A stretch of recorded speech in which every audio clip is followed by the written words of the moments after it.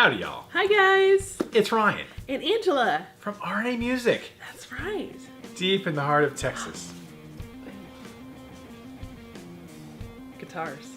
That's where we are right now, believe it or not. All right, time to answer your questions. Yeah.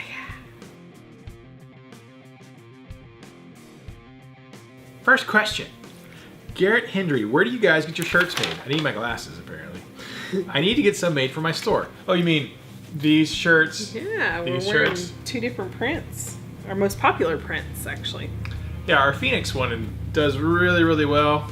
We did the Force T as a limited run Stand up higher. So, a while back. Now, we actually just used someone right here in Canton. So a friend of mine that I went to high school with, she has her own t-shirt company. So she does stuff for the schools and the local baseball teams. And I'm sure you have someone local that you can go to. Because every town has, you know, school sports and soccers and churches and firemen and stuff that need t-shirts made. So we use someone local. We started with Amy at One Awesome Shirt. One Awesome Shirt. Mostly because she would let me do pretty small batches, like a batch of 12, where you can do online printing, but a lot of the companies want you to do like 25 or 50 or 100 shirts, right? Yeah. Now, the more shirts you print, the better pricing you're going to get. But also, you know, if you go out and print 200 shirts and nobody likes them, that's kind of bad. So yeah, you're stuck. yeah, we started using someone here in town, and she lets me kind of experiment with things. And so I'd encourage you to try local, someone if you want to.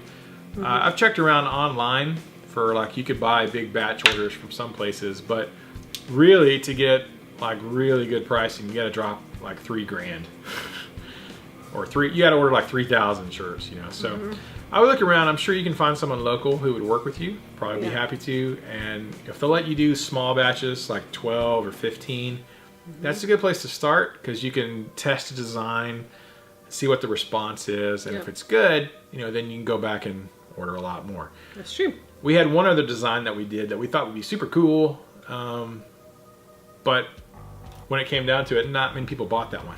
Yeah. So we thought it was awesome, and Amy thought it was awesome, but then when the buying public, They're like, they like this one, nah. They're like me. or they like the Force one. So I would check around for just t-shirt printers locally if I were you, or in the next biggest city close to you. Yeah, good idea. Thanks, Garrett. Metallica 29. My wife took me to see Alter Bridge in San Antonio for my birthday. Birthday Alter Bridge. My question is, have you ever tried out another Mesa Boogie amp or stack, or are you just a recto guy? Still digging your Metallica experience. Thanks. I am also still digging my Metallica experience. I'll go back and watch it and I'm like, oh, it's like reliving the moment. So. Yeah, he is. Quite a bit. It's awesome. I mean, And on my phone, I have the little video clip of James shaking my hand. I keep that on my phone so I can just watch it at any point. Yeah. As far as Mesa stuff goes, I have a student who got a Lone Star, and he brings it to lessons every now and then. It's pretty cool. Yeah. It's not really my cup of tea. So it's, you know, it's great for what it's designed for, but it's not really my thing. And I have played on like the Mark V 25, and I think that's really cool. So I'm kind of torn between like a mini Mark V, the 25 one. I like that a lot, but I definitely dig the Rectos. I think they're really good. A lot of people think they only do one thing, but I actually have gotten some really good clean tones out of mine. Had an older guy that I used to play at a church with, and he came in. He didn't know anything about Mesas, and he came in and played on it and twiddled some knobs. He's like, man, this is a great little blues amp. I'm like, yeah, man. Sure. I mean, you can dial it. It's very versatile, you know, more than people think. So I definitely dig the dual rectifier that I have. But if I were going to buy another one, I've looked at the mini rectos. I'd like, you know, but I think the Mark V 25 is super cool. And I've been really looking at the Mark II C+, the John Petrucci one. Yeah. Those are really cool. So, you know, the Mark V, the new John Petrucci Mark II, you know, those are great too. So I wouldn't mind having one of those. Maybe someday. Thanks, Metallica 29. Best name ever. There you go. Dymo 28 wants to know, do you guys have big plans for the 4th 4th of July. Well, no. No. We didn't. Today is the 7th. It's the 6th. Yes. It's my sister's birthday. Mm-hmm. I still have to call her, tell her happy birthday. We really don't celebrate most holidays anyways. We've never really been big celebrators other than Thanksgiving and Christmas. We don't really celebrate anything, so only because we just don't have time, and we're homebodies, and we'd rather just sit around and watch a movie and just enjoy each other's company than be out and then drive back home and then still have to unwind. So past few years we've gone to our local, the fire department and everybody put on some pretty great fireworks here in Canton, Texas. They've been pretty amazing. You can kind of just go around town and park in different places to see it, so that's pretty cool. But this time it was just kind of like, our boys aren't really into it anymore. They're a little bit older, and fireworks just don't. They don't really light their fire. Yeah, it doesn't be like we could be home playing video games. It's things on fire. We could be setting things on fire on screen ourselves. They just really aren't into it. So it's not as fun as it used to be when they were really little and they thought like it was Star Wars going on in the sky. So we didn't really have anything planned. But this Friday, actually, I thought about going. A church near us is a huge 4th of July after the fact extravaganza. They'll have like all this stuff, and so there's tons of places around here that do things. We're homebodies, and at the end of the day, it's kind of like, let's just go home. The last 7 or 8 years, we've gone to watch the city of Canton fireworks. Right. And like our kids were younger and stuff, but I never really enjoyed them that much because we go there because you got to go park to find a good parking spot and then sit and sweat for like 90 degrees, and we got to wait till it gets dark, and just we're waiting and waiting and waiting and waiting for about 10 minutes worth of fireworks. And then there's traffic trying to get out and get back home, and it's just like, yeah. So this 4th, I was like, I don't really want to go sit outside and sweat. I really didn't either. I like to go home and just sort of relax. Like, we did cook some burgers. Yeah, we did. We had burgers and French fries, homemade burgers, and ice cream, and we just sat around watching funny videos and just spending time as a family. Yeah. So we had family time, but we did. Yeah. Anyways. That's all we did. Nothing crazy. We didn't blow anything up. We're not wild and crazy guys. We're not. Yes, we are. Yes, we're rock super and crazy. rollers. Super we stay out late. Because the night before, it was just amazing, and we partied with Bono, and there's so much stuff was going on. But no. Yeah. So we didn't do much. Yeah. Thanks, Damo. Corman Shearmeyer wants to know, how many people come into the shop on a daily basis? What are some of the first songs that you learned on guitar? I meant to look at that the other day. On a daily basis, well, it varies, of course. Really but does probably vary. I don't know, maybe a dozen. At the beginning of the week, there could be at least 5 to 10 people come in, and that's not counting parents and potential students. But towards the middle end of the week, it starts to get. It just seems like between phone calls and everybody. I would say over a dozen. A dozen a day, maybe. That's kind of like typical. Yeah, that's typical. And then some days there's more because more people come in. Some days there's less. Like we got really bad weather, tornadoes. People are not coming into the store. Right. Saturdays are real funny because we don't really teach lessons. So sometimes I'll have a Saturday where I'll just sit here all day and no one comes in. Yeah. Sometimes I'll have a Saturday where it's sort of people are in all day long. Rotating door and looking around. You never know. Yeah. But generally about a couple of dozen. At least. Well, not a couple dozen. At least a dozen or so. Yeah. Sometimes more. Sometimes. Yeah. As far as small town, so. Yeah, it's a really small town here in Canton. So the local population is only like 3,500 people. But in our county, there's about 65,000 people in our county. So it's a very rural neighborhood. Everybody lives out in the country. So not a lot of people live in those small cities that are in our county. So there's a lot of folks, but they're all spread out. So. Yeah. As far as songs I learned, first songs I learned, I think was probably some Nirvana, like Smells Like Teen Spirit. Yeah. Some Green Day stuff, some Guns N' Roses. Yeah. Guns N' Roses is pretty early on this, like Sweet Child of Mine. To get that. Yeah, so Guns N' Roses, like Sweet Child of Mine was up there. Nirvana was great because it was super easy. So when you're a beginner, you really feel like you're playing something. Yeah. And then Green Day was kind of the same way. And then like Metallica stuff. It's like Inner Sandman was pretty much That was early on, which is, those are still super popular songs nowadays, but it's Yeah. funny because when I was, 13, it's a loud truck outside. Yeah. When I was 12 and 13 years old, that stuff was new. Like they'd just come out. They were all brand new songs. So, that was pretty typical for me back then. I was like 6. You were 6. Hush. So yeah, a lot of that early stuff, the early grunge things, Metallica, Guns N' Roses. Yeah, that was hot. That was the Fresh thing. on the scene. It was. Thanks for the question, Corin. Metalhead hippie. Ryan and Angela question: who are your favorite female and male crushes in these categories? All metal genres, classic rock, country, blues, pop, R&B, and any others you'd like to mention. Thanks. Crushes? They're like, what kind of crushes? That you would like to crush, like they're my nemesis? I would like to crush them beneath my feet. Oh, there's so many.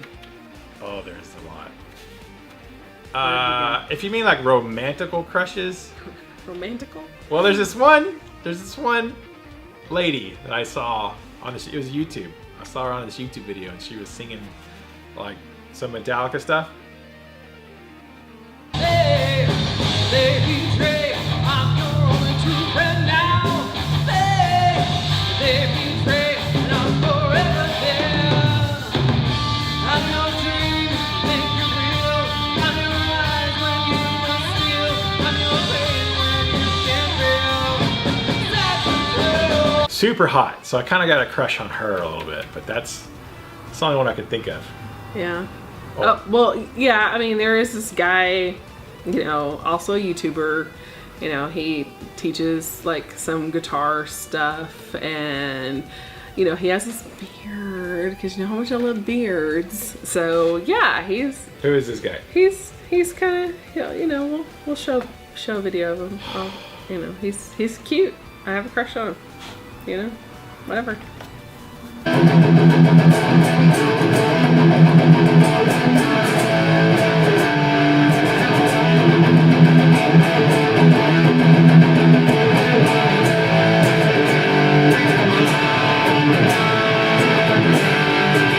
Who would blame me? So that's about it. Yeah. Yeah, that's about it. I have a big crush on Angela. Yeah, I have a big crush on Ryan. Massive crush. So Yeah. I don't really.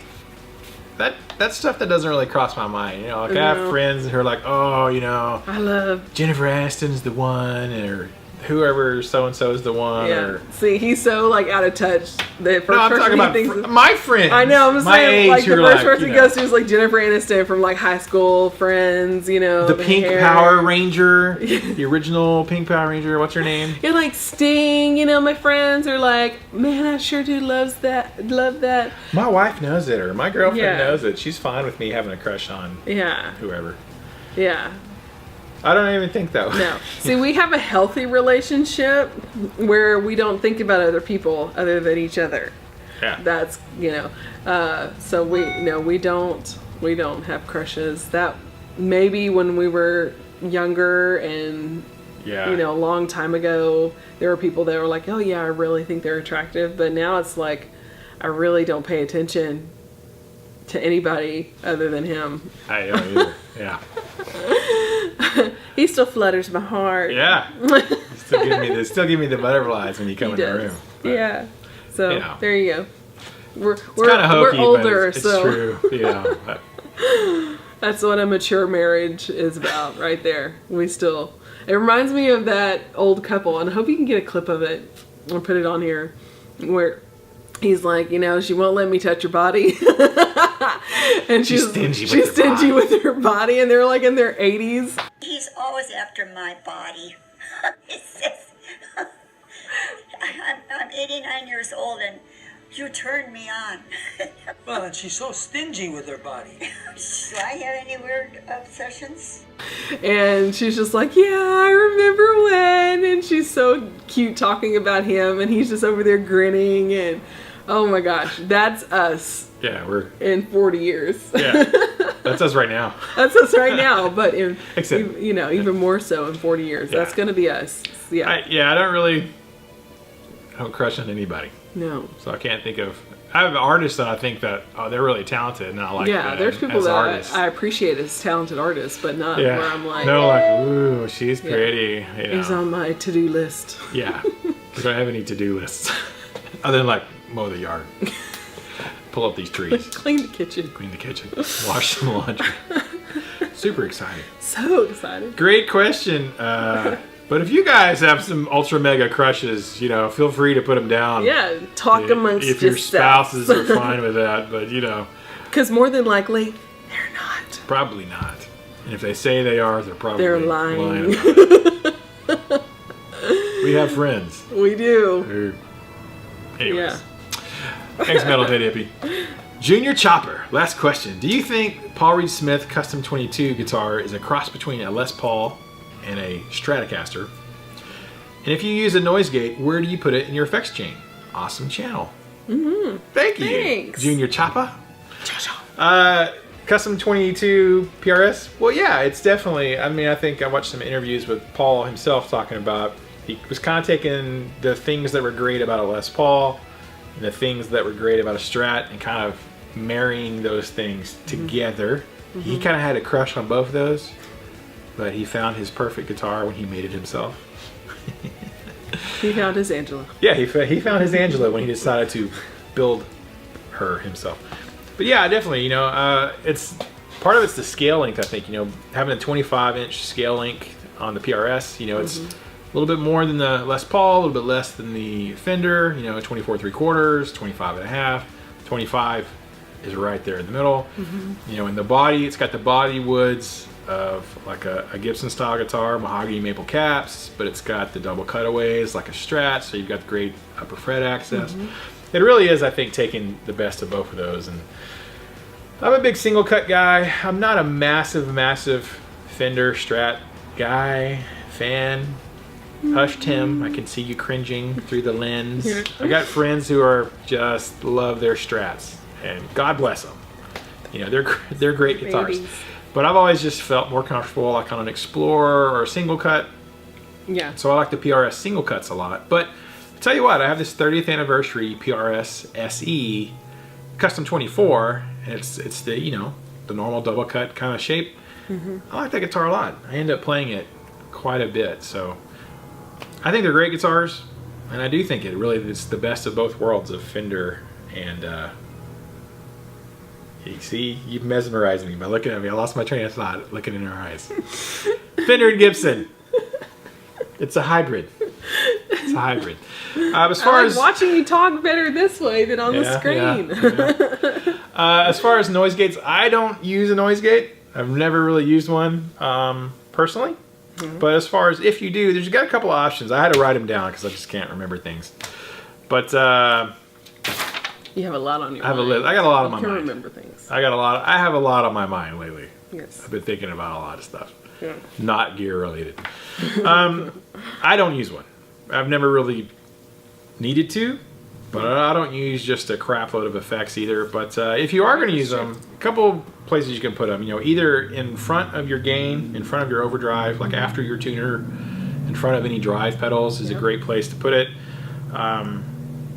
There's less sustain there, so if you're very like staccato-y, very like choppy kind of metal, kind of rhythmic stuff, that's a great place to put it because it's really going to chop off all the extra noise. Right. But you don't have a lot of sustain there, so if you're doing like a solo-y, leady kind of stuff, you kind of lose some sustain if it's in front of your drives. If it's after your drive pedals, let me wrote that down.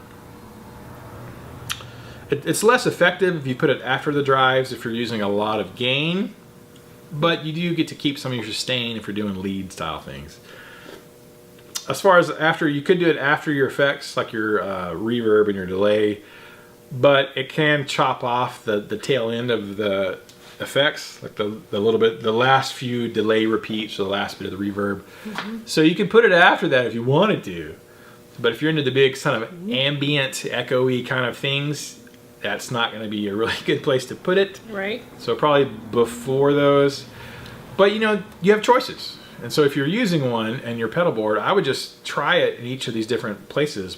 Before your gain pedals, after your gain pedals, before your effects, after your effects.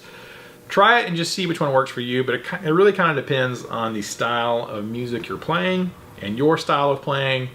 You know, sometimes you'll get more dynamics in your picking if it's, you know, before the gain stuff, you know. And sometimes you get less dynamics from your picking depending on where you put it in the chain. So I don't think there's a wrong place to put it. It just depends on you and your style and your music and how you play. So give it a try if you got one. If you guys use noise gates, filters, things, why don't y'all leave a comment and say where do you put it in your signal chain. I don't use one. Never really needed to so much. But that's just me. So that's all the questions. Thank you guys so much. If you have a question for next week,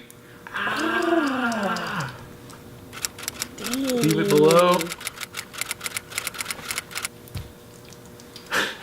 We'll try to answer it next week. Thank you for all the comments. We do read the comments. Thank you. And you know, sometimes we answer the comments, but we're kind of looking for the questions for next week. Yes. But if this is your first time watching this, go ahead and subscribe if you want to see more videos from us. And if you watch this and you liked it, all you guys who do regularly watch and comment, if you give us a little thumbs up, YouTube loves that. Yes. And they see activity, they see thumbs up, they see thumbs down, they see comments, they go, oh, there's people engaging in this. Let's push this along a little bit. So any engagement is really good engagement. So we appreciate that. Thank you guys so much. Keep the music alive. Don't forget it. The music needs you. And you need the music. And let's keep the music alive for the next generation. Yes. All these little kids we were teaching all day long. Real They need music. the music. They need music. They need the music. Yes. Especially some Zeppelin Yeah. and Metallica. Been a long time since rock and roll. Bye now. Bye. Bye, y'all. Bye.